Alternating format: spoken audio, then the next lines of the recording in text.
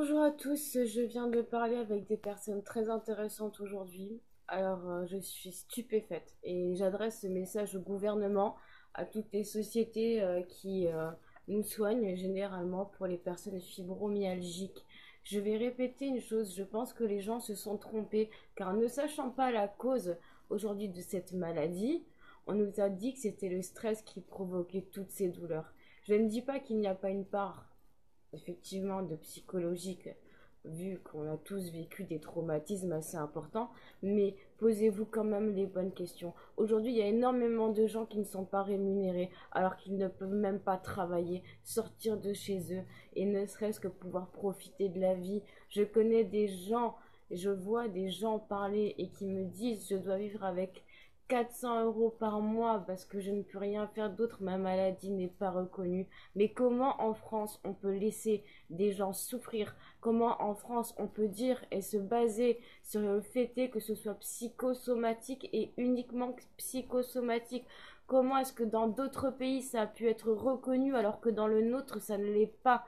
Mais dites-moi où est la vérité dans tout ça et dites-moi où est la justice. On nous demande de ne pas travailler, on nous demande de ne pas faire de sport, on nous demande de rester chez nous en train de faire des choses qui ressemblent à des activités de mamie et papy de 80 ans. Alors arrêtez de nous prendre pour des cons et arrêtez de faire semblant que ce soit que psychosomatique. Qu'il y ait une part de psychosomatique, je veux bien l'admettre, c'est vrai, il y a quelque chose de psychosomatique dans tout ça. Mais je refuse de croire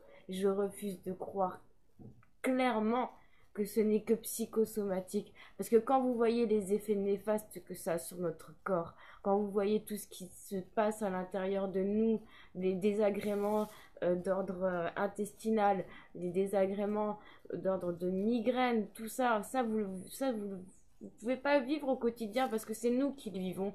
On vit avec des douleurs, une maladie qui est peut-être invisible, mais cette maladie, elle est là. Alors commencez par faire des recherches, commencez à vous intéresser à notre cas, parce que c'est aujourd'hui qu'on a besoin de ça. On n'a pas besoin à la base d'être rémunéré, on a besoin d'être entendu. Mais en plus de ça, si vous laissez les gens crever de faim parce qu'ils sont fibromyalgiques, parce que vous leur interdisez tout, il serait peut-être temps de se réveiller, parce que là, ça suffit. On en a marre.